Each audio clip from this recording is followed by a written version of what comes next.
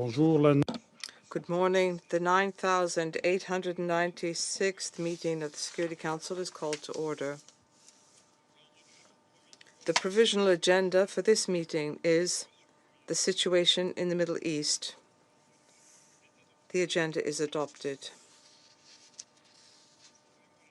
In accordance with Rule 37 of the Council's Provisional Rules of Procedure, I invite the representatives of Israel, Libya, Syria, and Turkey to participate in this meeting. It is so decided. In accordance with Rule 39 of the Council's Provisional Rules of Procedure, I invite the following briefers to participate in this meeting. Mr. Khaled Khari, Assistant Secretary General for the Middle East, Asia and the Pacific, Department of Political and Peacebuilding Affairs and Peace Operations, and Mr. Jean-Pierre Lacroix, Undersecretary General for Peace Operations. It is so decided. The Security Council will now begin its consideration of item 2 of the agenda. I now give the floor to Mr. Khaled Khari.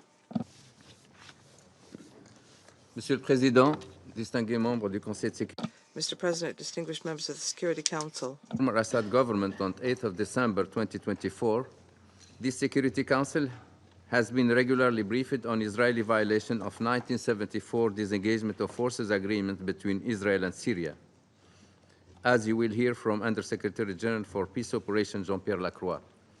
The Secretary General has been clear on his condemnation of all actions that are inconsistent with the agreement.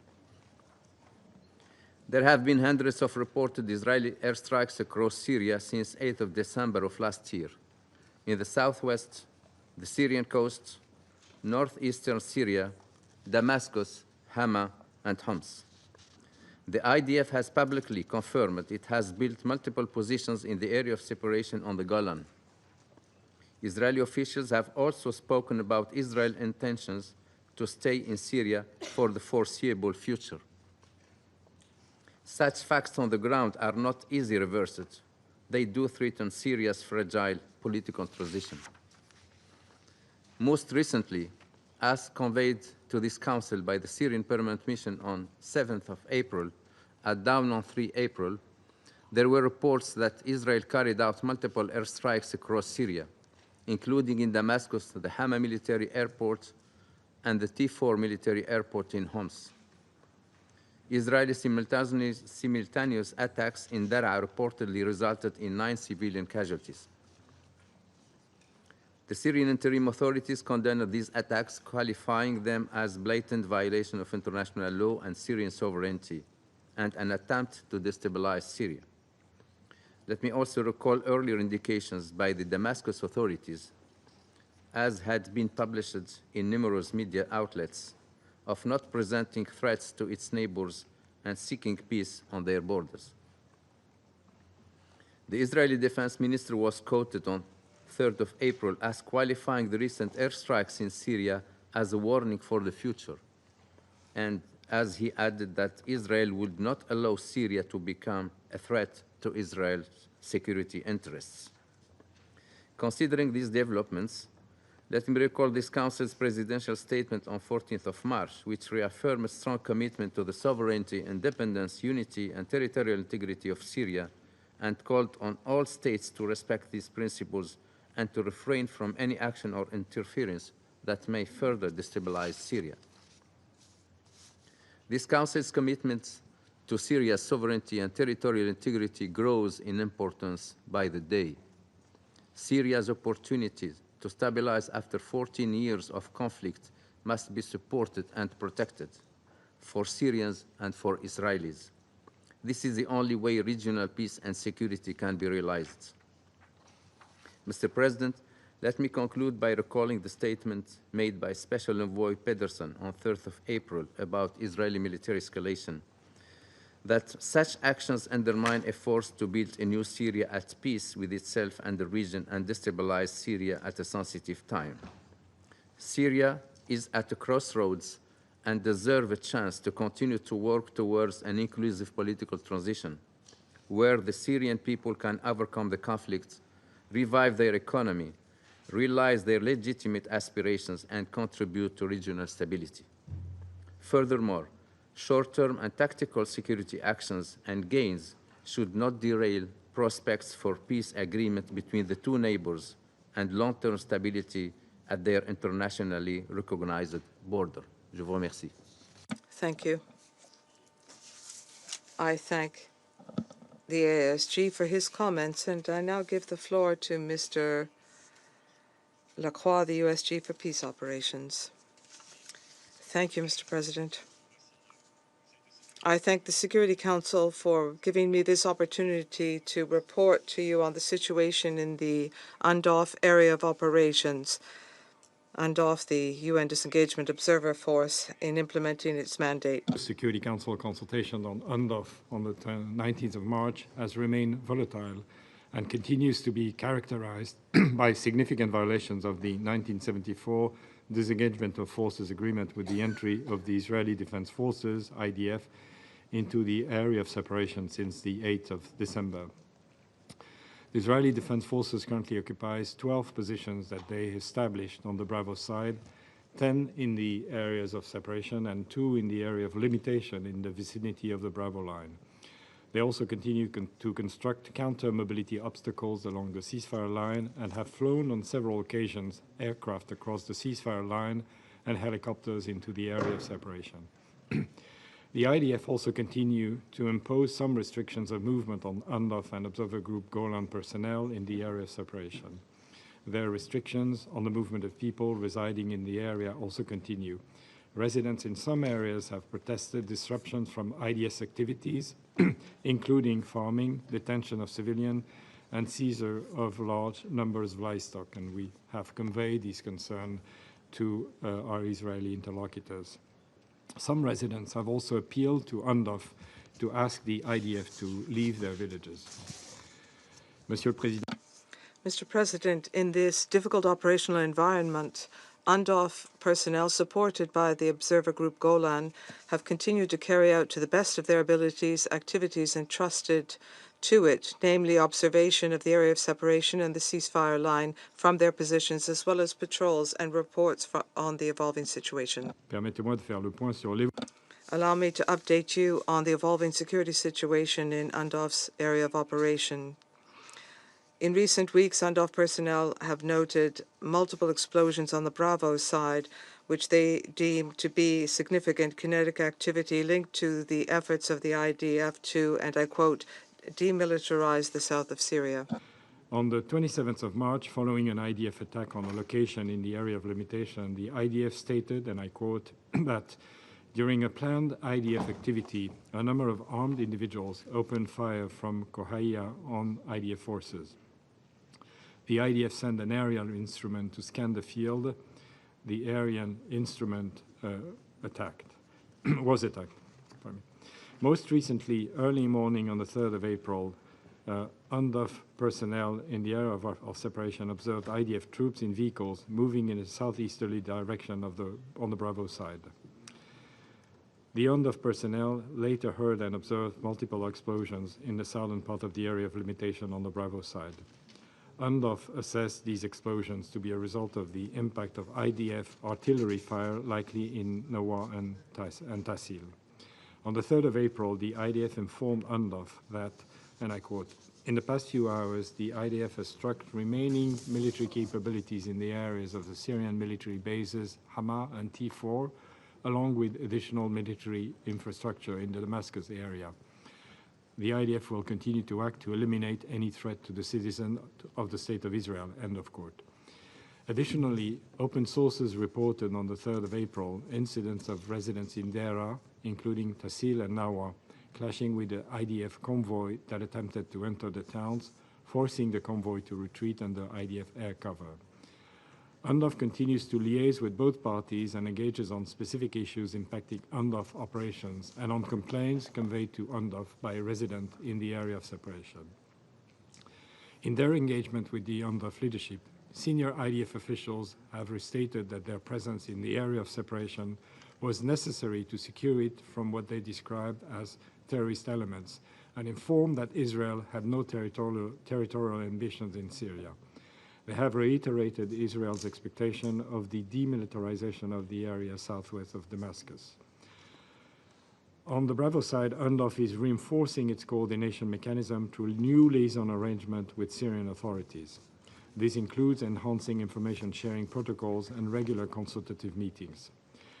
It remains critical that all parties uphold their obligation under the 1974 Disengagement of Forces Agreement, including by ending all unauthorized presence in the areas of separation and limitation, as well as refraining from any action that would undermine the ceasefire and stability on the Syrian Golan. There should be no military forces or activities in the area of separation other than those on UNDOF. All actions that are inconsistent with the agreement are unacceptable. UNDOF must have freedom of movement in its area of operations. The freedom of movement and safety and security of UNDOF and Observer Group Golan personnel conducting their mandated task is of the highest priority. Monsieur le Président. Mr. President, in conclusion, I count on the continued cooperation of both parties so that the force can fully carry out its mandate. UNDOF remains essential for stability in the Golan and in the region. We are grateful to the Security Council for the continued support provided to UNDOF, and I reiterate that this unanimous support is needed now more than ever in this difficult time. Thank you. I thank the USG for his comments, and I give the floor to council members wishing to speak. I give the floor to the Permanent Representative of Algeria. Merci, Monsieur le Président. Thank you, Mr. President. I have the honor to deliver this statement on behalf of the members of the A3+, namely Guyana, Sierra Leone, Somalia, and my own country, Algeria. At the outset, we would like to thank USG Jean-Pierre Lacroix and ASG Khaled Khiari for their valuable briefings. Mr. President, the A3+ is concerned about the military escalations by Israel in Syria, which are taking place at a critical period of Syria's history and exacerbate the already fragile situation in this country. We understand that the recent airstrikes have reportedly resulted in 9 civilians' casualties and damage the civilian infrastructure.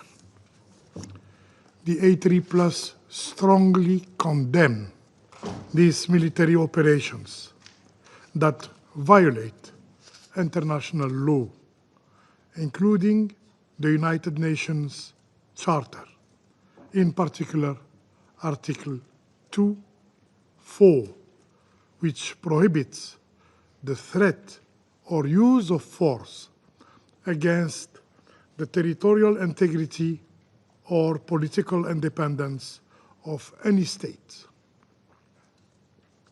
In this regard, we stress the importance of ensuring full respect for Syria's sovereignty and territorial integrity. We also echo the Special Envoy's concern that such actions undermines efforts to build a new Syria that is at peace with itself, at peace with the region. It is crucial to highlight that Syria has neither threatened nor attacked Israel. Furthermore, we must recognize that the ongoing violence exacerbates the humanitarian crisis, which has already displaced millions and left countless others in desperate need of assistance. it is vital to reiterate that both civilians and civilian infrastructure must be protected in accordance with international humanitarian law. The A3+ is further concerned about the impact that the destruction of Syria's military capabilities would have on the country's stability and its ability to ensure security, to combat terrorism effectively. The A3+ reaffirms its unwavering commitment to the unity, to the sovereignty, to the independence, and to the territorial integrity of Syria. These principles must be respected by all, under all circumstances. Upholding international law is not a matter of choice, but an obligation. And this escalatory action of Israel, compounded by inflammatory statement by Israeli officials about the, and I quote, indefinite presence of their forces in Syrian territory, are contributing to instability and threatening regional peace and security. The A3+ therefore calls for, first, the immediate cessation of attacks against Syria's infrastructures. Such actions destabilize the country and may incite further unrest and conflict among neighboring countries. Second, full respect for the 1974 disengagement agreement, including provisions related to the zone of separation. In this regard, we underscore that there should be no military forces, no military equipment or personnel in the area of separation other than those of handoff. Third, an end to the Israeli incursion and the complete withdrawal of its forces from Syria's territory. We emphasize that the Golan Heights is an occupied Syrian territory, as reaffirmed by Security Council Resolution 497. This Security Council must uphold its resolutions and ensure complete compliance by all parties. Mr. President, the A3+ stands ready to work with all member states to ensure a peaceful resolution to the ongoing crisis in Syria, prioritizing the needs and aspirations of the Syrian people. The prosperity of Syria is critical to the stability of the entire region. Any action by external actors that jeopardizes Syria's security must be condemned by the international community. Rebuilding Syria requires an investment in dialogue, not sanction. enhanced collaboration, not aggression, and steadfast support, not desertion. The international community must echo the calls of the Syrian people by mobilizing necessary resources, lifting unilateral sanctions, and providing required support to Syria. I thank you. Je remercie. I thank the permanent representative of Algeria for his statement on behalf of the A3+, and I now give the floor to the distinguished representative of China.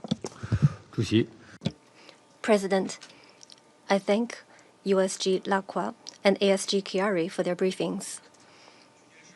In December last year, under the pretext of a quote-unquote limited and temporary operation, Israel deployed troops in the Israeli-Syrian area of separation and has maintained the deployment to this day. During this period, the Israeli military has frequently conducted airstrikes against Syria, promoting the so-called demilitarization in southern Syria. Last week, Israel launched airstrikes on multiple targets within Syria, causing significant casualties and damage to facilities. Israel's actions severely violate international law and infringe upon the sovereignty, unity, and territorial integrity of Syria. We condemn these actions and urge Israel to withdraw, to immediately put an end to these attacks and to withdraw from Syria territory as soon as possible. The 1974 disengagement agreement should be upheld, and the fulfillment of UNDOF's mandate should be ensured. At present, the situation in Syria remains at an important and sensitive stage. A smooth political transition is the key to restoring peace and stability in Syria and should be the primary goal of the joint efforts of all parties. We hope that the Syrian interim authorities will follow the principles set out in Council Resolution 2254 and engage in broad dialogue and consultation with all sectors in Syria to promote an inclusive political process. In this regard, we call on all parties to actively support and cooperate with the work of Special Envoy Patterson. We urge the Syrian interim authorities to advance investigations into the coastal violence incident in a transparent and responsible manner with the timely release of the results and under the oversight of the international community. I also want to reiterate that the Syrian interim authorities should fulfill its counter-terrorism obligations and take decisive measures to combat all council-listed terrorist organizations, including the ETIM, also known as the Turkestan Islamic Party. President, since the outbreak of the current round of the Israeli-Palestinian conflict, the Middle East has been mired in deep turmoil. Recently, Israel, ignoring strong opposition from the international community, has resumed military operations in Gaza, posing further challenges to regional security and stability, which is deeply concerning. We urge all parties concerned to exercise calm and restraint, abandon the obsession with the use of force, refrain from actions that could exacerbate tensions in the region, return to the right track of a political settlement, and resolve their differences through dialogue and negotiation. The international community, especially influential countries, should step up diplomatic efforts and play an active and responsible role in the political settlement of the conflict. China is ready to work with the international community to continue to make unremitting efforts to promote long-lasting peace and stability in Syria and to restore peace and tranquility in the Middle East. Thank you, President. I thank the representative of China, and then I give the floor to the permanent representative of Pakistan. Thank you, Mr. President. We thank you for convening this urgent meeting requested by Algeria and Somalia in response to the latest wave of Israeli aggression against the Syrian Arab Republic. We also thank Under-Secretary General Jean-Pierre Lacroix and Assistant Secretary General Khalid Khiari for their briefings. Pakistan is deeply alarmed by Israel's ongoing and escalating attacks on sovereign Syrian territory. These strikes represent a flagrant violation of the UN Charter, international law, relevant Security Council resolutions, and the 1974 Disengagement Agreement. The recent airstrikes targeting multiple locations in Syria, including civilian infrastructure and urban centers, have caused civilian casualties and pose a grave threat to regional and international peace and security. Such actions further undermine Syria's pursuit of political stabilization and national reconciliation, objectives that are supported by this Council and the wider international community. We echo Special Envoy Pedersen's strong condemnation of these military escalations.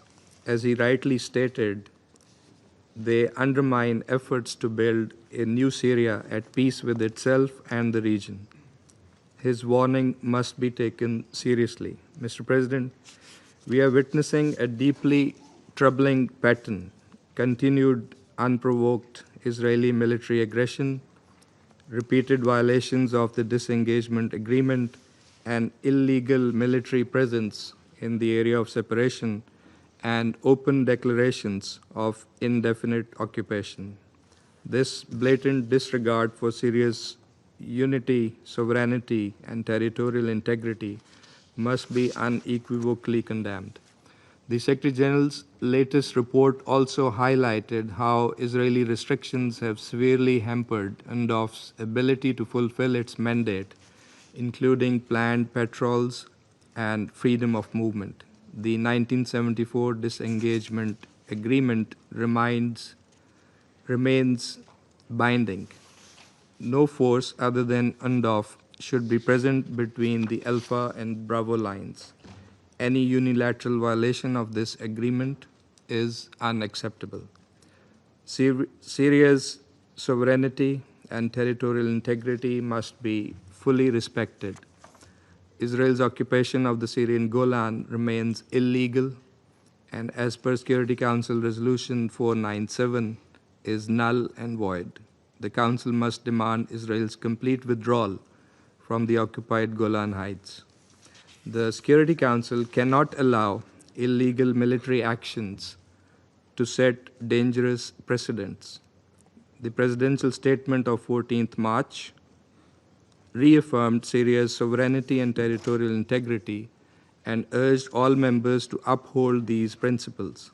Israel's actions are in direct violation of this consensus. The Council must act decisively and ensure accountability.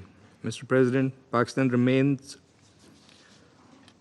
attached to the principle of Syrian-led, Syrian-owned political process grounded in the principles contained in Resolution 2254. Sustainable peace in Syria depends on the inclusive political transition, national unity, and reconciliation. Recent progress, including the formation of a transitional government, adoption of an interim constitution, and integration of civil and military institutions, must not be derailed by external military interference.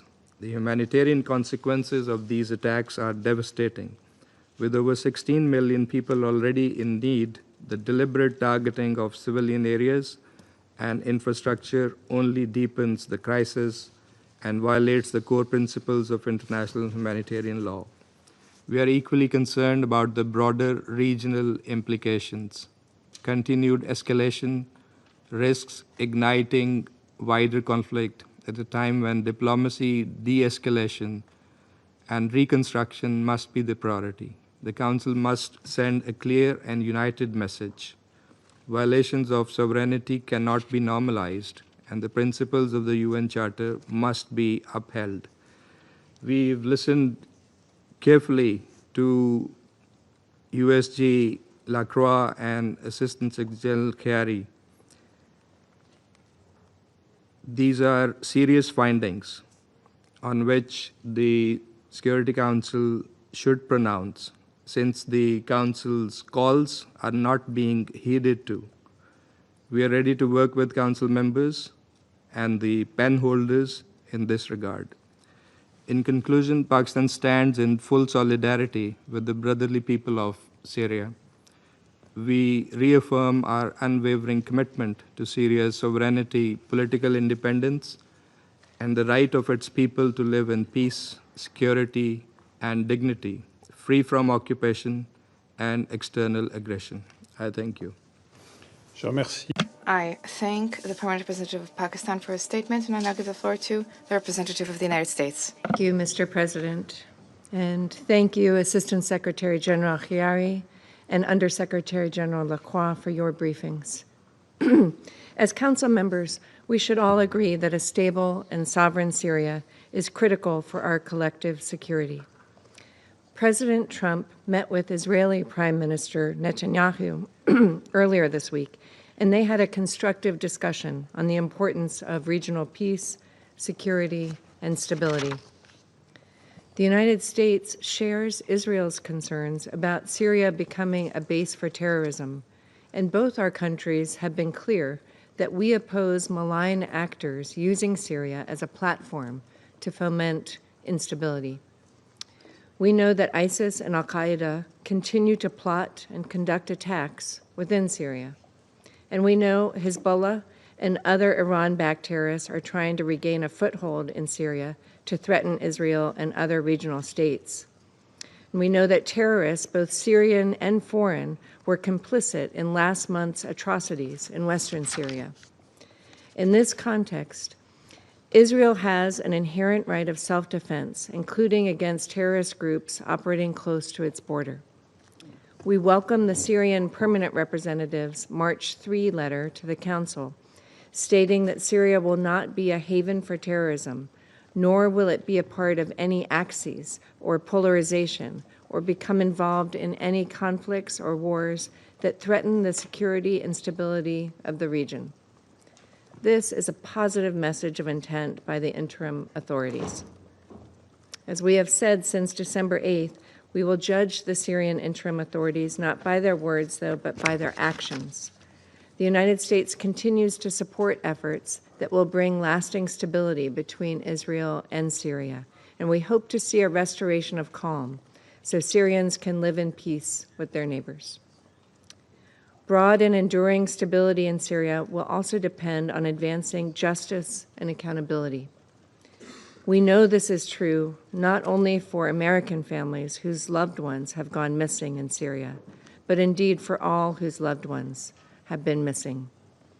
We continue to call on the interim authorities to respect human rights and fundamental freedoms for all, protect minorities, and advance accountability for brutal crimes, including the recent atrocities in western Syria.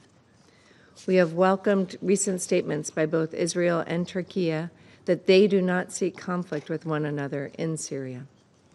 The Council should recommit itself to combating terrorism in Syria, call on Iran and other external actors to stop arming and advising terrorist groups, and urge regional states to rein in the actions of proxies who threaten regional peace and security.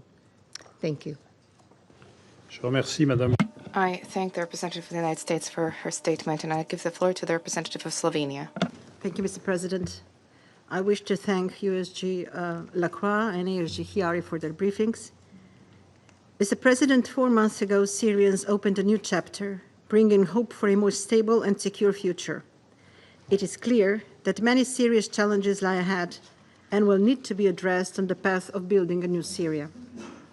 Let me make 2 points in this regard. First, a peaceful and secure Syria is in interests of all Syrians, its immediate neighbors, and the wider region. It is equally in the interest of the entire international community. The best way to achieve it is through diplomacy and dialogue. Once again, we urge all parties to refrain from violence and to exercise maximum restraint at this critical juncture. We call on all the states with influence to use it to that end and to promote dialogue and confidence building. Mr. President, we have been saying this for years and we remain resolute. It is vital that Syria's sovereignty, territorial integrity, independence and unity are fully respected. Syrian people need peace and our firm support. So we reiterate our unwavering call for the full respect of international law, including international humanitarian and human rights law. We acknowledge the interest of countries in the immediate neighborhood to ensure that events in Syria do not pose risk to their security. However, we remain convinced that external military interventions in the fragile moment of Syrian transition do not contribute to this legitimate objective. Indeed, they could have a counter effect. In this vein, we condemn the repeated and intensifying Israeli military escalations in Syria, which risk undermining an already fragile security situation in Syria and beyond. We call on Israel to immediately cease the bombings and to withdraw from the zone of separation defined by the 1974 disengagement agreement. UNDOF must be fully able to carry out its mandate, including freedom of movement. Ceasefire must be preserved and the agreement implemented. Besides being illegal, prolonged Israeli incursions risk undermining the transition process in Syria, aggravate tensions, and risk destabilizing the region. Second, an inclusive political transition is in the interests of both the Syrian leadership and Syrian people. We take note of recent developments toward political transition, including the unveiling of a new and expanded cabinet. In this regard, we encourage the interim authorities to continue working toward a credible, inclusive, and sustainable transition, one grounded in good governance and transparency. This includes the formation of a provisional legislative council and a committee to draft the new constitution, as well as preparations for free and fair elections. This should be in line with relevant international standards and the key principles of the Security Council Resolution 2254. In conclusion, Mr. President, let me reiterate, in a highly unstable regional environment, Syria has a historic opportunity to become a center of peace and security. That requires proactive engagement by all stakeholders. In Syria, it requires the interim authorities to make the right decisions based on an inclusive national dialogue for the benefit of all Syrian people and in full respect of their human rights and freedoms. It also requires increased and continuous regional and international support. And again, it requires respect for the independence, sovereignty, and territorial integrity of Syria. Slovenia remains ready to work with others, both in this Council and elsewhere, to assist Syrians in realizing a new Syria, free, inclusive, and secure in a secure and stable region. I thank you. I thank the representative of Slovenia for her statement. I now give the floor to the permanent representative of Panama. Thank you, Mr. President. Panama welcomes the holding of this emergency meeting at the request of Algeria and Somalia on the situation in Syria, and we welcome the reports provided by the ASG for the Middle East, Asia, and the Pacific, Mohammed Khaled Khiari, and by USG for Peace Operations, Jean-Pierre Lacroix.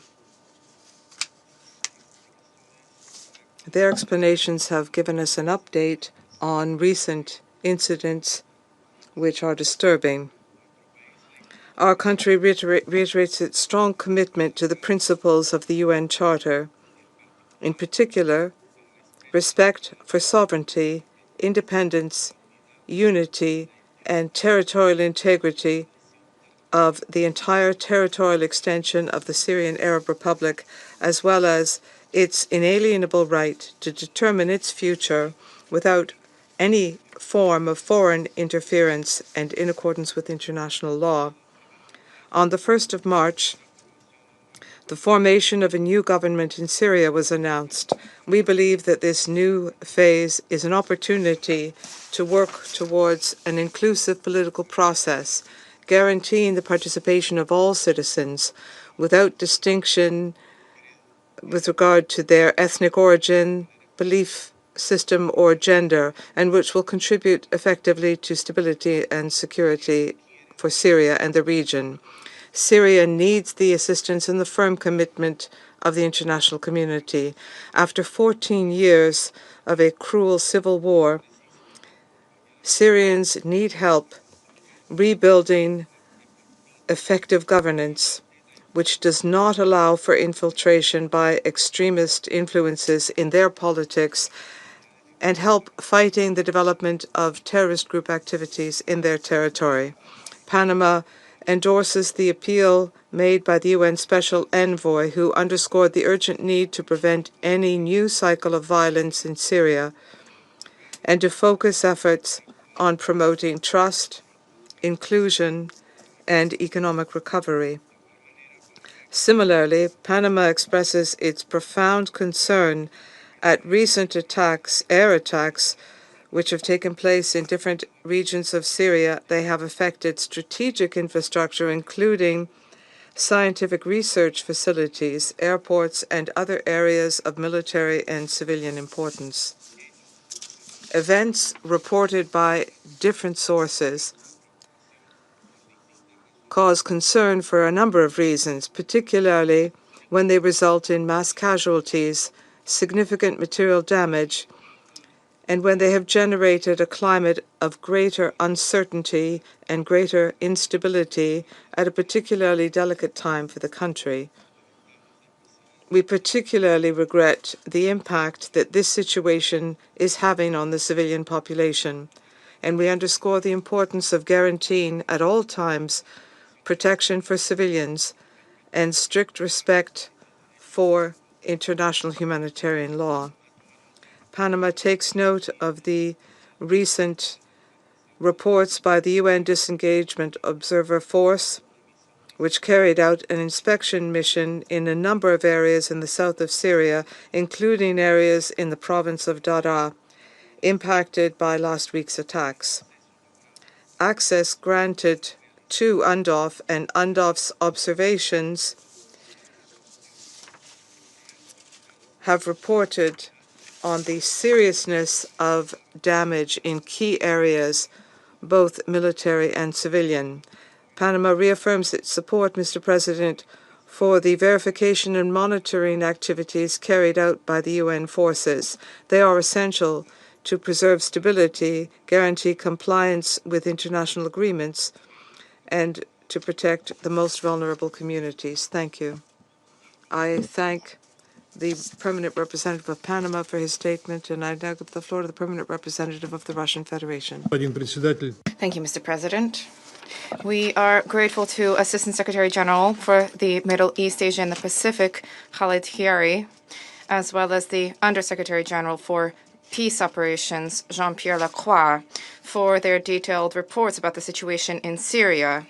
We view today's emergency meeting, which was requested by our Algerian and Somalian colleagues, with the support of the Arab group, as very timely. In the 4 months since the change of power in Damascus, Israel has already carried out more than 700 strikes targeting Syria. Recently, the geographical span of these strikes has expanded.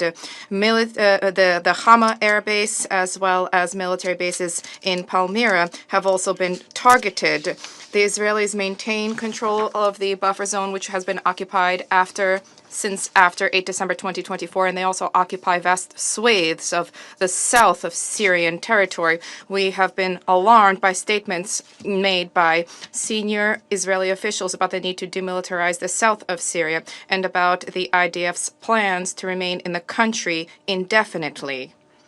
These actions are a gross violation of Syrian sovereignty and territorial integrity, which under no circumstances need to be called into question, regardless of who holds power in Damascus. In this context, worth noting is the statement delivered by Ahmed Shara. On the 16th of January, he confirmed his country's commitment to the 1974 Disengagement of Forces Agreement and the willingness and readiness to host and defend peacekeepers. And on the whole, despite Israeli acts acts of provocation, the new Syrian authorities continue not to demonstrate hostile intent vis-à-vis Israel, and they do not pose any real threats to its national security. We wish to recall that in March, at Russia and the U.S.'s initiative, a presidential statement was adopted. Paragraph 4 of this statement calls upon all states clearly to refrain from any action that may further destabilize Syria or interference in its domestic affairs. Furthermore, the permanent representative of Israel to the UN, Danny Danon, on the 9th of December 2024, sent to the Secretary General of the UN and the President of the Security Council a letter describing as temporary, limited, and defensive the nature of the measures undertaken by the Israeli army in the south of Syria, including in the deployment area of UNDAF forces. We call upon the Israeli side to, in practice, reaffirm the commitment set out in the letter to the disengagement agreement and to international law, and to, without any preconditions, immediately revert back to compliance therewith. At the practical level, this includes the withdrawal of Israeli army units and the termination of arbitrary strikes. On the whole, we view as nefarious for the security of the entire Middle East any attempts to destabilize Syria or derail efforts to towards normalization of the situation in the country. Only a strong, united, prosperous, and independent Syria, with respect for the rights of all ethno-religious minorities, will be a home for all Syrians. A Syria that embarks upon the path towards national reconciliation with a unified army and security forces, with, among others, experienced Syrian professionals in their ranks, a Syria that will become a reliable and predictable partner for all states in the region. We strongly condemn any attempts to exploit the period of political transformation and economic uncertainty to impose foreign and alien directives upon the Syrian people. Not only such actions will be detrimental to ordinary civilians, Syrian civilians, but they may generate centrifugal processes and spawn prolonged chaos. This must be prevented. Furthermore, reaffirm our unchanging and principled position about the sovereignty of Syria over the Golan Heights. We believe that lasting normalization of the situation in Syria is only possible through inclusive intra-Syrian dialogue, which is geared towards the achievement of national consensus and the advancement of a comprehensive political settlement in accordance with the core principles which are enshrined in Security Council Resolution 2254. We believe that the UN needs to play a key role in accompanying the Syrian-led and Syrian-owned political process. We extend our support for the efforts of the UN Special Envoy Geir Peterson, and we call upon the Syrian authorities to proactively engage with Mr. Peterson. Mr. President, we wish to separately draw attention to the importance of a transparent and an objective investigation into the recent wave of violence in the coastal regions of Latakia and Tartus, where hundreds, if not thousands, of Alawite, Christian, and other ethnic and religious minority civilians were wounded and killed. We are awaiting the results of the work of the relevant commission which has been put together by the Syrian authorities, the results of which must be promptly brought to the attention of the membership of the Security Council. This demand is also set out in the relevant presidential statement, which inter alia emphasizes the need to expeditiously hold all perpetrators to account. Only on this sound, just, and inclusive foundation is it possible to build a new Syria where the rights of all ethno-religious minorities and all citizens of that country will be upheld. We trust that the Syrian authorities will adopt a constructive approach vis-à-vis implementation of the provisions of the above-mentioned presidential statement. Mr. President, the Russian Federation is a loyal, tried and true friend of the Syrian people. We have been and continue to uphold the sovereignty, independence, unity, and territorial integrity of Syria. We genuinely hope that the Syrians will adopt and implement the right decisions that will guarantee political and social stability in the country, as well as its progressive and sustained development for the benefit of all residents of that state, barring none. We stand ready to help to achieve this as a permanent member of the Security Council, as well as bilaterally. Thank you. I thank the permanent representative of the Russian Federation for his statement, and I now give the floor to the permanent representative of Greece. Thank you very much. By thanking our briefers, Assistant Secretary General Chiari and Under Secretary General Lacroix, for the valuable information they have provided. Today, I would like to highlight the following 3 points. First, the sovereignty and territorial integrity of Syria must be respected by all. Syrian sovereignty has been systematically violated. We reiterated our call for the full implementation of the 1974 disengagement agreements and emphasized the responsibility of all parties to uphold international obligations. While we recognize the right of Israel to defend itself and ensure the security of its citizens, we stress the need for this to be done in accordance with international law with the utmost care to avoid civilian casualties. We express our condolences for those deceased and pray for the speedy recovery of those injured. We similarly draw attention to violations of Syrian sovereignty in the north, coupled with ongoing violations and kinetic activities, further exacerbating Syrian stability. We deplore attacks in Syria north and northeast, among others on the Tishrim Dam, which is key for local water security. Greece continues to stand firmly in support of Syria's sovereignty and territorial integrity, stressing that a united, secure and peaceful Syria is the best way to ensure the well-being of its people and regional stability for Syria and its neighbors. Second, a truly inclusive political transition combined with transitional justice is the key to viable peace in the country. Following the fall of the previous regime in Syria, Greece remains steadfast in its solidarity with the Syrian people as we work toward the recovery of the country. This recovery can only be achieved through a truly inclusive political transition, one that is guided by the principle of Security Council Resolution 2254, supporting the formation of credible and resilient state institutions which respect international law and the international law of the sea. The protection of the full integration of all Syrian communities, including Christian, Alawites, Druze and Kurds, is key for rational reconciliation and the long-term prosperity of the country. We are encouraged by the recent engagement between interim President al-Shara and Special Envoy Pedersen on the importance of a transparent election process for an interim People's Assembly. The atrocities committed in the coastal regions, as condemned by this Council's presidential statement of 14th of March, underscore the urgency for full accountability and inclusive justice. This is crucial for the credibility of the interim authorities. In this regard, we eagerly expect the outcome of the independent fact-finding committee set up to identify those responsible for the mass killings and bring them to justice. We also reaffirm our support to the independent international impartial and objective mechanism, the international impartial mechanism, and the Commission of Inquiry, all critical UN mechanisms in terms of accountability. On the constitutional declaration and political transition, we take note of the formation of the transitional government in Damascus, and we consider the inclusion of a representative of ethnic and religious group to be crucial for its success.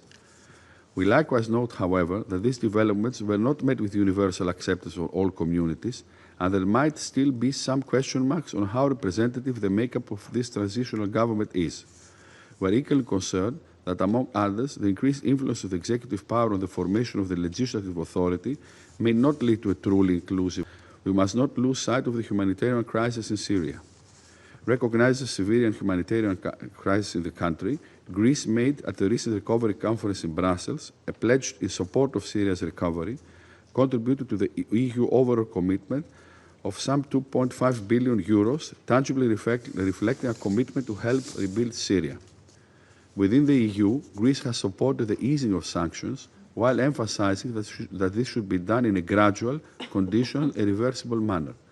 This approach is taken in solidarity with the Syrian people as a means to ensure that expectations are met in terms of an inclusive transition, accountability, transitional justice, as well as full adherence to international law, including the international law of the sea.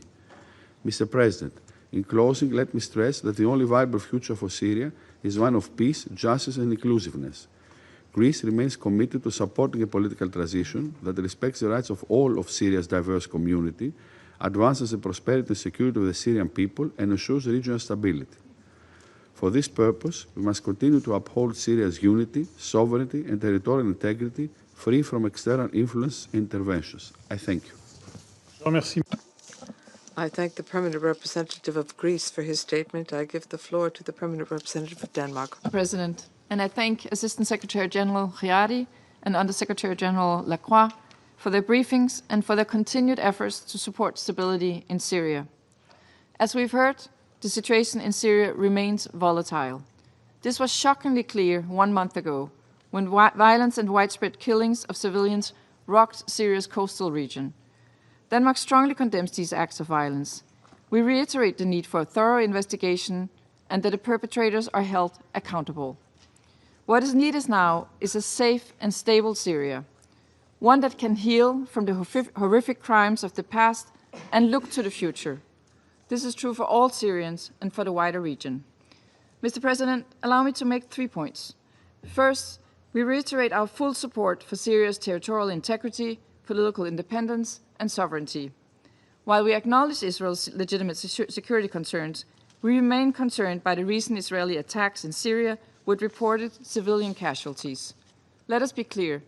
Attacks against strategic infrastructure are not going to create a more stable Syria. These developments will only further fuel tensions and insecurity. Instead, the focus should be on our collectively addressing security concerns, including presence of ISIL and other terrorist groups, and the reported remaining chemical weapons in Syria. Second, Mr. President, we reiterate our full support for UNDOF and for the 1974 agreement. We call for the full implementation of the 1974 agreement between Syria and Israel. For decades, UNDOF has worked to address both Israel's and Syria's security concerns. We are deeply concerned by Israeli statements that its presence in the area of separation in the Golan Heights could be for an unlimited period. UNDOF must be allowed to implement its mandate unhindered. Accordingly, Israel must withdraw from the area of separation. Third, Mr. President, let me reaffirm Denmark's steadfast support for a genuine political transition in Syria in line with Resolution 2254. The national dialogue, the constitutional declaration, and the recent announcement of the Syrian transitional government are all steps to this end.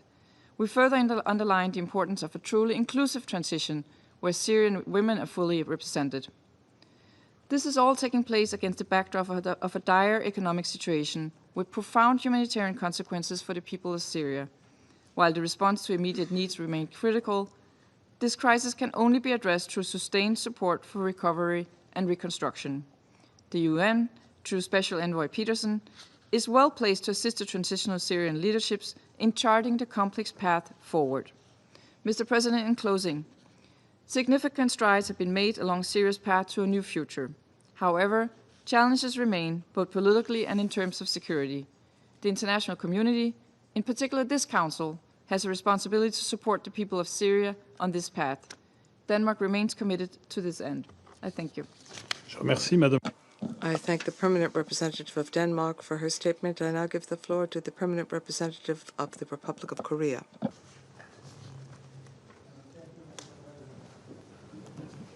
I would also like to thank airstrikes and USG Lacroix for their informative briefings. After 4 months, the Syrian people have finally witnessed the launch of a transitional cabinet, a critical first step for a long-awaited inclusive transition. However, Syria once again finds itself caught in a web of escalating geopolitical tensions, hampering its prospects for recovery and reconciliation after decades of unbearable suffering. I would like to make 3 points in this regard. First, all hostilities violating Syria's territorial sovereignty must stop. Since the fall of the Assad regime, Syria has neither attacked neighboring states nor indicated any intention to resort to aggressive action against them. In stark contrast, Israel has persistently conducted over 500 airstrikes since that time and is maintaining a military presence far beyond the Bravo line, a clear violation of the 1974 disengagement agreement. While we acknowledge Israel's security concerns, including risks of terrorism, we emphasize that such concerns cannot serve as justification for the use of force against a neighboring state and its civilians, particularly in the absence of a clear evidence of an imminent threat. The right to self-defense, as enshrined in international law, is temporary and contingent, not open-ended. As such, we express our grave concern over Israel's assertion that it will maintain an indefinite presence on Syrian land. And we urge Israel to live up to its obligations under the UN Charter and the 1974 agreement. This includes returning to its prior commitment of ensuring freedom of movement for UNDOF. We also call upon the UN and those with influence over the parties on the ground to pursue a sustainable resolution that respects the sovereignty of Syria and promotes long-term regional stability. Second, we urge all parties to prioritize the safe and verifiable destruction of Syria's chemical weapons stockpiles. We express deep concern over Israel's airstrike last week, targeting the vicinity of scientific studies and research center in Barzah, a site known to have been involved in developing chemical and missile technologies during the Assad era, and which was inspected by OPCW Secretariat during their visit last month. As the OPCW Director General said last December, such airstrikes not only risk contamination, but lead to the destruction of valuable evidence for investigations related to past chemical weapons use. Moreover, they may impede the growing momentum in cooperation between the OPCW and Syria. We therefore urge all relevant actors to refrain from actions that may undermine the full implementation of the Chemical Weapons Convention in Syria. Third, we urge the transitional government to advance a more inclusive political process in line with Resolution 2254. While external threats continue to pose challenges, Syria's internal stability is equally at risk as a result of ongoing sectarian violence and exclusion from the political process, a situation that could be addressed through better planning and improved communication. In this regard, the United Nations stands as a capable and willing partner. With its long-standing experience in facilitating political transitions through both political engagement and technical assistance, the UN is uniquely positioned to provide vital support for narrowing existing capacity gaps and rebuilding trust. We welcome the Secretary General's initiative to conduct an integrated strategic assessment and hope this will spur progress on inclusive governance, security sector reform, and transitional justice. In closing, Mr. President, the track record of the interim authorities over the past 4 months shows that while progress has been limited, meaningful steps forward are possible, provided the international community remains constructively engaged and firmly supportive. We simply cannot afford to lose this historic opportunity to bring Syria back on a path of peace and legitimacy. This process must not be derailed as a result of Syria regressing into a geopolitical battlefield. I thank you, Mr. President. I thank the Permanent Representative of the Republic of Korea for his statement. I give the floor to the representative of the United Kingdom. Thank you, President. And thank you to Under-Secretary General Lacroix and Assistant Secretary General Chiari for your briefing today. I will make 3 points. First, since this Council last met, Syria has made further positive progress in its political transition. The UK welcomes the announcement on the formation of the new Syrian government, and we look forward to the protection of human rights, unfettered access to humanitarian aid, the safe destruction of chemical weapons, and the combating of terrorism and extremism.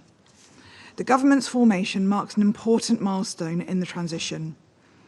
We hope this spirit of inclusive representation will be carried forward in state institutions and in any further appointments, including to the Legislative Committee and towards a clear timeline for the next phases of the transition.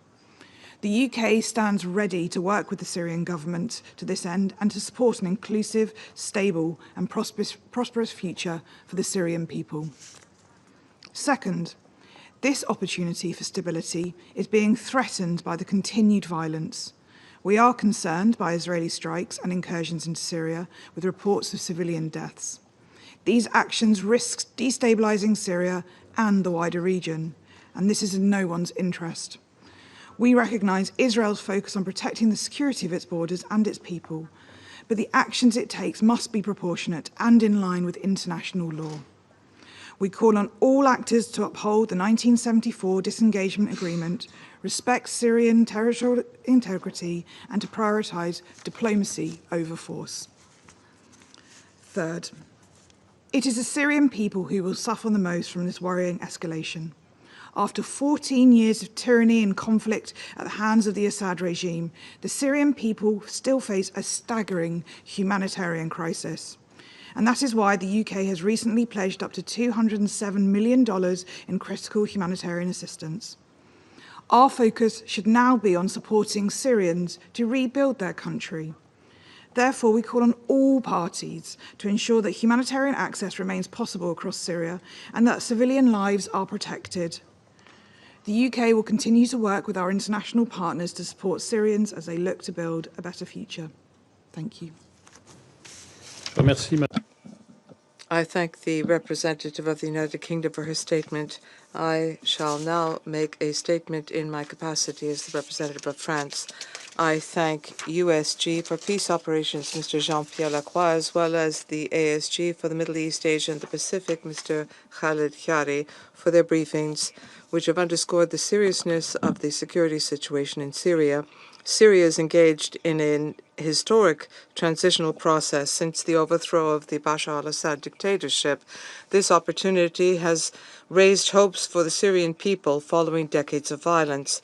The aspirations of the Syrians deserve support, and that is what France intends to do. In this unstable regional environment, political transition must enable Syria to become a center for peace and security.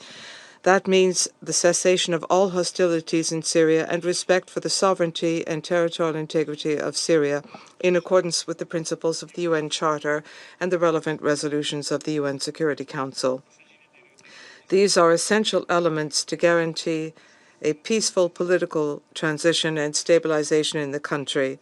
Fragmentation of Syria is not in anyone's interest. We reiterate our appeal to Israel to end its military activities on Syrian territory and to withdraw from the area of separation pursuant to the 1974 disengagement agreement with respect for the sovereignty and territorial integrity of Syria. Syria and Israel must take account of each other's security concerns.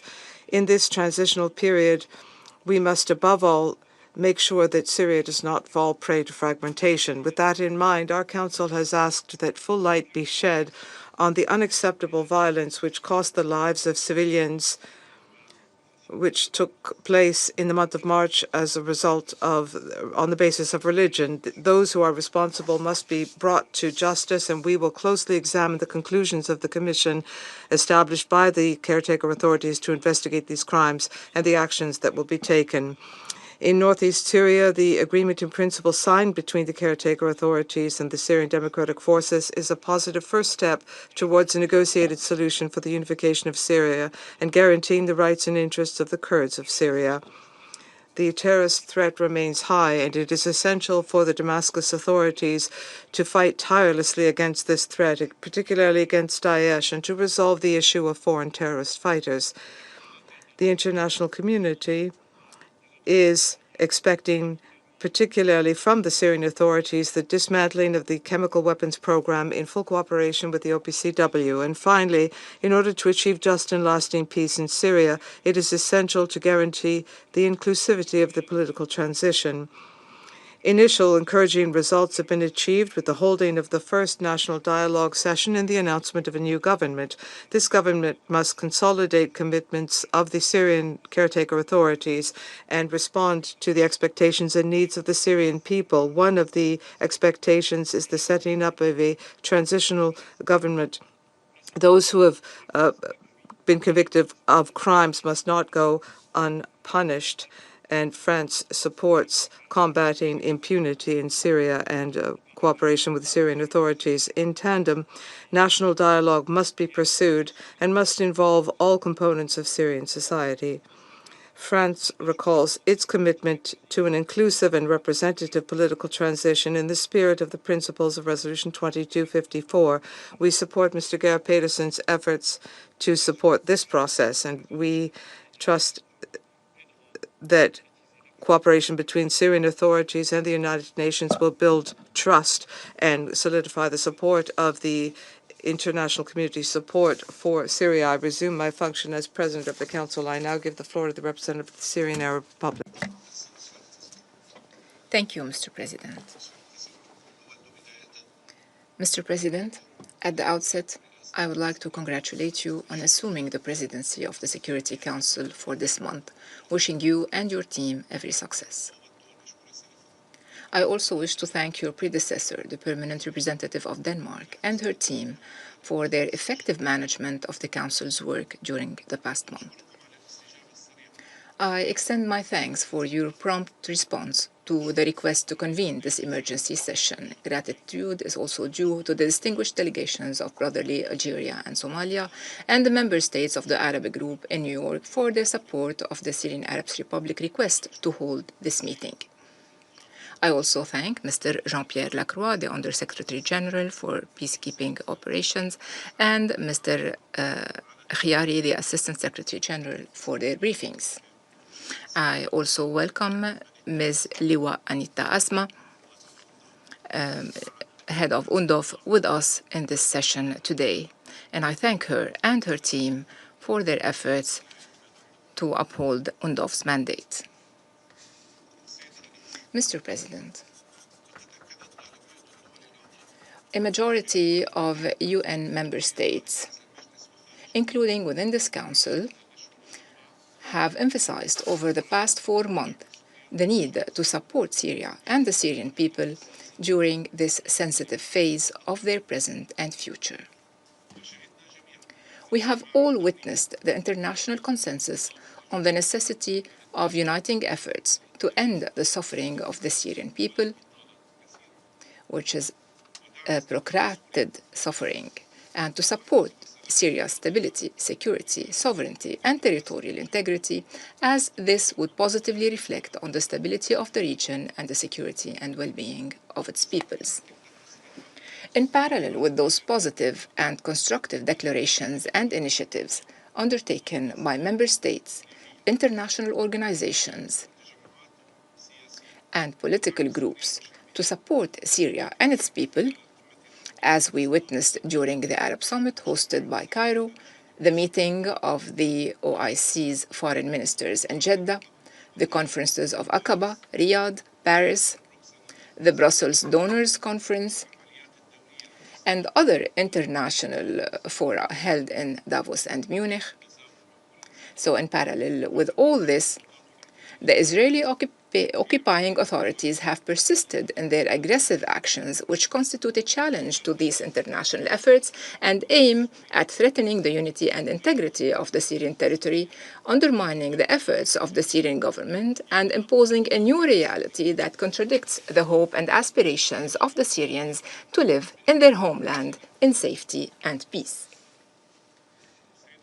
Mr. President, the Israeli occupying authorities have escalated their aggression against the sovereignty, unity, and territorial integrity of the Syrian Arab Republic, posing a serious threat to international peace and security and a grave violation of international law, of the UN Charter and the relevant resolutions, as well as of the 1974 Disengagement Agreement. Since last December, the occupation forces have launched hundreds of airstrikes against my country, the latest of which was launched on the 3rd of April at dawn on Thursday, and within 30 minutes, several airstrikes were launched against 5 different areas across the country. These attacks resulted in the near total destruction of the Hama military airport, the injury of dozens of civilians and military personnel, and the destruction and extensive damage to other military and civilian facilities in the governorates of Homs and Damascus. Concurrently with this aggression, units of the Israeli occupation forces penetrated the Daraa countryside and bombed the Al-Jubailiyah dam forest area west of Daraa, killing 9 civilians and wounding others. This aggression was preceded by another attack on the town of Al-Quwaya in the Daraa countryside, which resulted in the death of 7 civilians.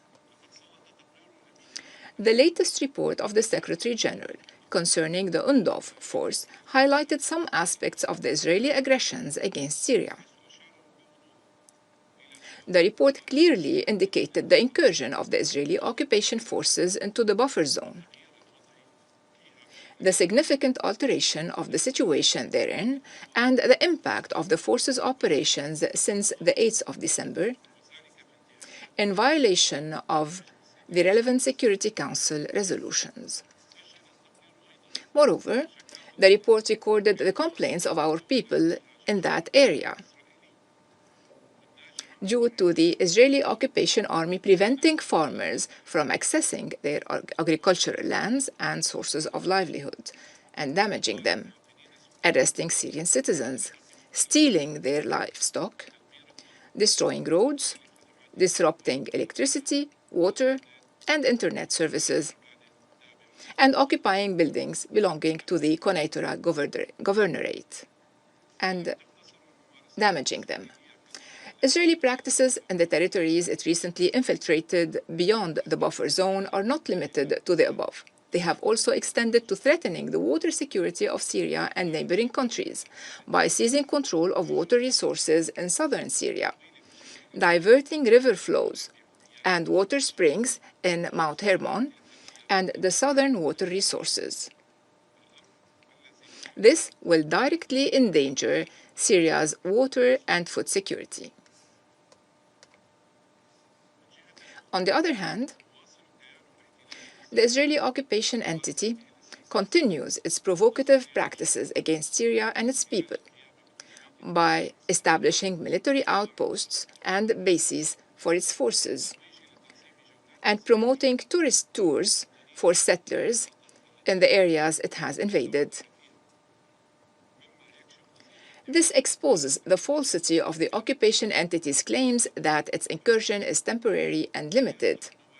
It clearly reveals its aggressive and expansionist intentions and its contempt for the UN Charter, the foundation of international law, and relevant Security Council and General Assembly resolutions.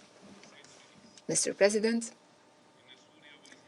Syria, while reaffirming the content of its 4 most recent related letters, most recently the complaint submitted to Your Excellency, the President of the Security Council, and His Excellency, the Secretary General, on the 7th of this month, which will be issued as document S/2025/216, renews its strongest condemnation of the blatant Israeli attacks and of the provocative statements by Israeli officials, calling for what they termed the disarmament of the Syrian state in the southern provinces, and for promoting false claims about protecting certain components of the Syrian national society, pretending to protect them. Syria, while expressing its gratitude to the states that have stood by its side and clearly condemned the Israeli attacks and called for their cessation, calls on the Security Council to condemn these aggressions and to take an immediate and decisive action to compel Israel to cease its ongoing aggression against Syrian territory, to withdraw immediately and unconditionally from all Syrian lands, to fully comply with the 1974 disengagement agreement, to respect the mandates of UNDOF and UNSO, and to implement the relevant Security Council resolutions, particularly resolutions 242, 338, and 497, to end the Israeli occupation of the occupied Syrian Golan, and the grave threat it poses to Syria's unity, sovereignty, and security. While reaffirming its inalienable right to extend its sovereignty over all its territories, Syria rejects any Israeli attempts to interfere in its internal affairs, destabilize its security and stability, or impose a new occupation reality. Syria affirms its commitment to the UN Charter, the provisions of international law, and international legitimacy resolutions as the basis for achieving stability and peace in the region. I cannot fail to commend the efforts of the peacekeepers among UNSO and UNDOF personnel and their leadership in New York and on the field, and to commend their determination and commitment to demonstrate their willingness to fulfill their mandate despite the significant challenges they face. As a result of the practices of the occupation forces, including restrictions imposed on their freedom of movement. Syria reaffirms its willingness to spread its forces along the separation lines and to commit to the disengagement agreement. In conclusion, Mr. President, with every day that the Security Council delays upholding its responsibilities in maintaining international peace and security and ending the ongoing Israeli aggression against my country, the potential for instability increases, and the threat posed by this aggression to the region and to my country, Syria, and all the peoples of the region grows. Attempts to impose solutions by force and to give precedence to the law of force over the force of law are doomed to failure, not to mention that they do not serve regional stability and they contradict the strenuous efforts being made to consolidate the values and culture of peace in the region and advance it towards prosperity and development. Thank you, President. I thank the representative of Syria, and I give the floor to the permanent representative of Libya.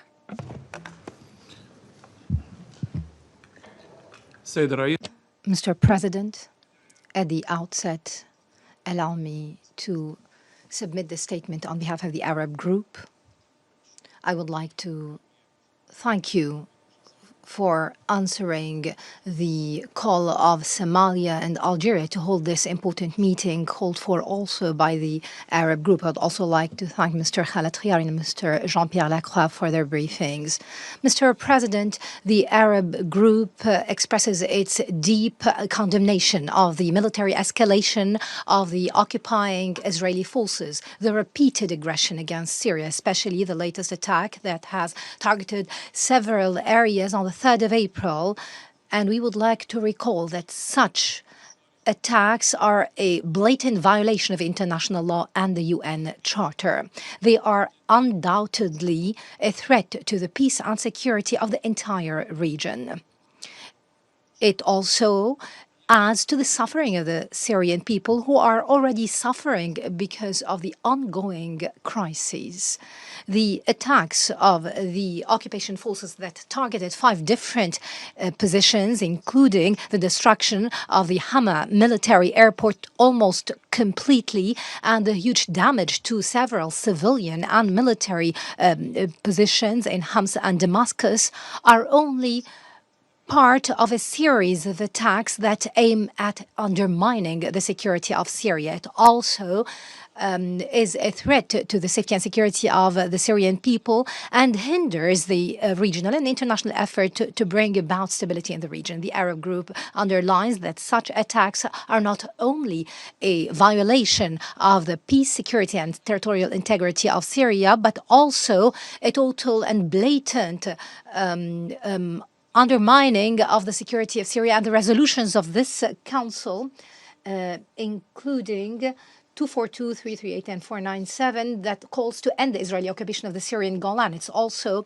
a grave violation of the Disagreement of Forces Agreement. This is a clear violation of the mandate of the UN forces, whether they are the UNDOF or the UNTSO. Mr. President, the Arab group condemns in the strongest words such attacks and call upon the international community and the Security Council in particular to shoulder their legal and moral responsibility and bring pressure to bear on the Israeli occupation forces to stop their aggression immediately and to adhere to the international law and ensure a full and unconditional withdrawal of their forces from all Syrian territories, including the recent movements that only aim at abusing the current developments in Syria and expand their occupation. Therefore, your council must take immediate and urgent steps to put an end to such provocative actions before things go out of control and threaten international peace and security, whether in the region or beyond. The Arab group also stresses, in parallel with the development of the transitional stage after the fall of the previous regime and the continued effort to bring about development, to lift economic sanctions against Syria as soon as possible, because they are a hindrance to the revival of the economy of Syria and their development. The Arab group also stresses the need to continue the comprehensive political process with the Syrian-led, Syrian-owned process that is all-encompassing of all factions in Syria, in line with Security Council Resolution 2254. This will be part of international effort aimed at supporting peace and prosperity in Syria. In this vein and in the same context, the Arab group also condemns the continued occupation of the Israeli forces of 5 areas in southern Lebanon, including new areas that were not occupied before, which is a huge violation of the sovereignty of Lebanon and Resolution 1701 and the agreement between the two countries. We stress that the Security Council must shoulder its responsibility and compel the Israeli occupation forces to fully and immediately withdraw without any conditions from all occupied Lebanese territory. We commend the progress made in deploying the Lebanese forces south of the Litani River, and we support Lebanon, its peace, security, and sovereignty. Mr. President, to conclude, these continued aggression, while most countries of the world are aiming at de-escalating such international tensions and putting an end to crises and wars which have reached their apogee due to the Israeli occupation forces' violation of the ceasefire agreement, also in Gaza, and the continued violations in the West Bank, show clearly that the Israeli forces are trying to destabilize the entire region. They want to continue this series and chains of wars and killing for only one reason. This is a clear and bad intention to turn these crises as a cover-up for their own internal problems and support whoever is in control. Therefore, we stress our full support to Syria and its people. The security of Syria is part and parcel of the Arab security. Therefore, we call for concerted regional and international effort to put an end to such violations and ensure the respect of the sovereignty and territorial integrity of Syria, and put an end to this situation that will only push the region to the abyss. It is high time for Syria to recover from the crises and enjoy peace, security, and prosperity. Thank you, Mr. President. I thank the permanent representative of Libya for the statement on behalf of the Arab group, and I give the floor to the representative of Israel. Thank you, Mr. President, and I thank our briefers here today. Amid serious and sustained instability, we are witnessing the re-emergence of radical Islamic armed groups committed only to destruction, terror, and annihilation of our nation. These groups in southern Syria are working to establish military infrastructure in areas just kilometers from Israeli communities. That infrastructure includes rocket launchers, explosives, and underground facilities, all designed to threaten the lives of innocent civilians. Israel cannot and will not allow this to happen. We have been clear and consistent. This is our policy. We will do whatever is necessary for however long it takes to prevent another October 7th. The images of October 7th are burnt into the minds of our people. We know what happens when a terrorist network is permitted to entrench itself, when warnings are ignored, when red lines are crossed without consequence. We have seen the signs: organized terrorist cells, foreign-built weapon systems, and the consolidation of hostile forces in southern Syria. We have acted, and we will continue to act. Our actions are guided not by ambition of expansion, but purely by necessity, security, and prevention. Colleagues, these clear priorities have defined recent Israeli operations in Syria. One such example is a ground mission recently conducted by IDF Special Forces in central Syria. There, our forces dismantled an underground missile factory constructed by Iran. This factory of death had already begun producing precision-guided missiles, several of which were subsequently used in attacks on Israeli territory by Hezbollah. That factory is no longer operational. In the weeks that followed, Israeli forces confiscated or destroyed more than 3,300 weapons and military assets which belong to Hezbollah. Among them, long-range rocket components, drones, anti-tank missiles, and tools for cross-border infiltration. These weapons were manufactured for a clear purpose: attacks on Israeli civilians and on regional stability. Let me be clear, Israel does not seek territorial gains in Syria. Our operations are precise and rooted exclusively in threat neutralization. Where a threat exists, we will meet it without hesitation. We must remind this Council that it is not only an Israeli civilians who stand to suffer from the growing entrenchment of jihadist groups. The Druze community of southern Syria, with whom Israel shares historic and familial ties, is increasingly at risk from the spread of jihadist groups in their traditional areas. These extremists threaten the fabric of diverse communities. We are committed to our Druze communities in Israel to do everything to prevent harm to their Druze brothers in Syria, and we will take the steps required to maintain their safety. Mr. President, Israel continues to coordinate with UNDOF under the framework of UN Security Council 350. We respect the mission's mandate and we support its stabilizing role along the disengagement lines. But let us be frank, peacekeeping efforts alone cannot stop the spread of sophisticated weaponry. They cannot intercept Iranian missile parts or dismantle terrorist tunnels. They cannot prevent the creation of launch sites embedded in civilian terrain. We are committed to deconfliction. We are committed to dialogue, but we are also committed to the protection of our people, and that must take precedence when lives are at stake. Council members, the Syrian government is in transition, and its authority throughout much of the country remains fragmented in reality. Control is contested. Security forces are overextended. And in the absence of cohesive governance, it is the most radical and violent actors who are taking advantage of this reality. Among the most troubling developments is the resurgence of Hamas and Palestinian Islamic Jihad activity in southern Syria. In recent months, Hamas operatives have re-established command centers and weapon caches in areas such as Beit Jan and the Dara refugee camp, again, using refugee camps near Damascus as a cover for military buildup. These actions directly endanger Israeli citizens and must be addressed with urgency. In addition to Hamas, the Palestinian Islamic Jihad continues to operate with Iranian backing, maintaining dozens of command centers in Syria. These groups are not independent actors. They are proxies of Iran, trained, equipped, and funded with clear goals to attack Israel and destabilize the region. The recent movement of hundreds of PIJ terrorists from Lebanon to Syria only underscores this threat.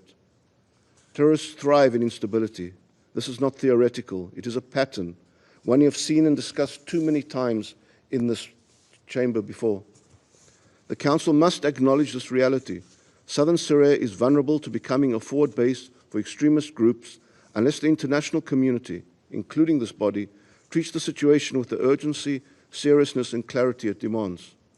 Israel's position is principled and consistent. We will act to prevent the consolidation of terrorist groups along our borders.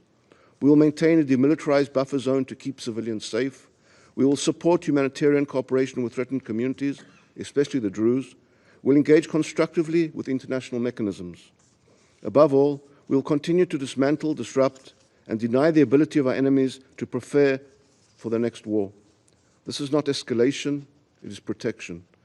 It is what every responsible nation would do in our position, and what any government here would demand if the same threats were directed at its citizens.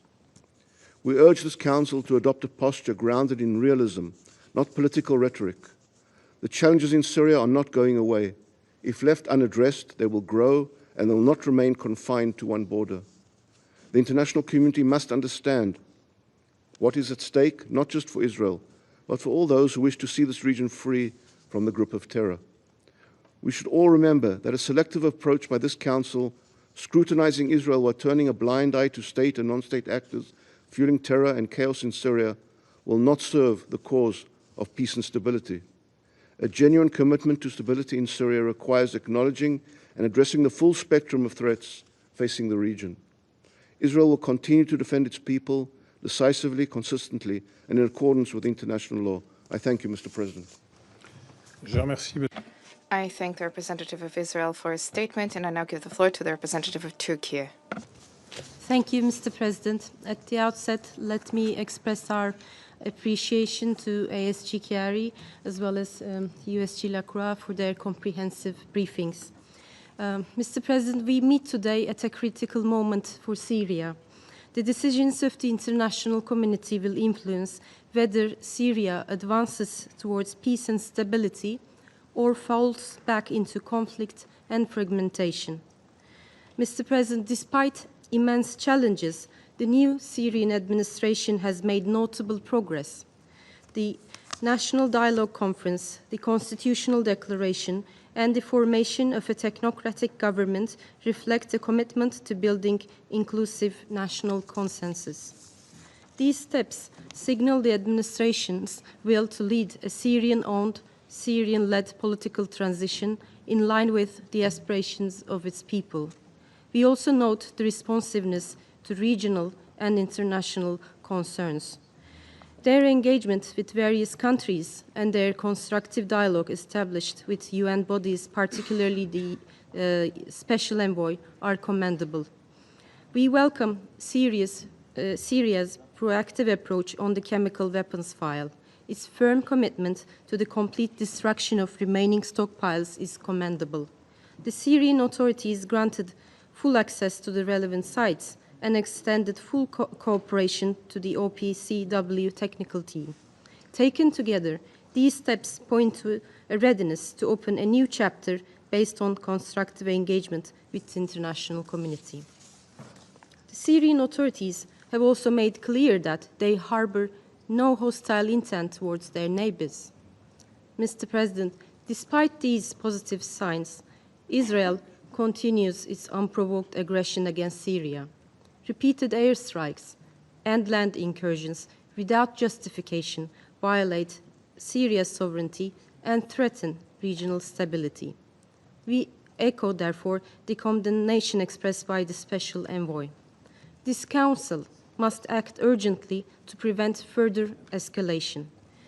Israel's military actions not only undermine Syria's internal security, but also regional stability.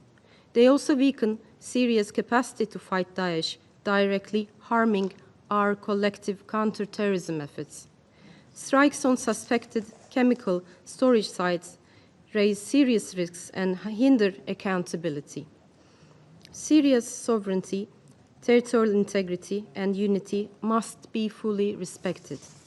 We call on the international community, especially this Council, to end Israeli aggression and ensure full implementation of the 1974 Separation of Forces Agreement.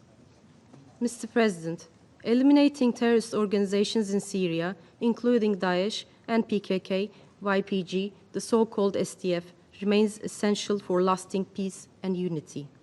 We prioritize cooperation with regional countries to address shared security threats. Last month's meeting among Turkey, Jordan, Iraq, Lebanon, and Syria is a strong example of regional ownership and collective resolve. We are closely following the agreement reached between the Syrian administration and the so-called SDF.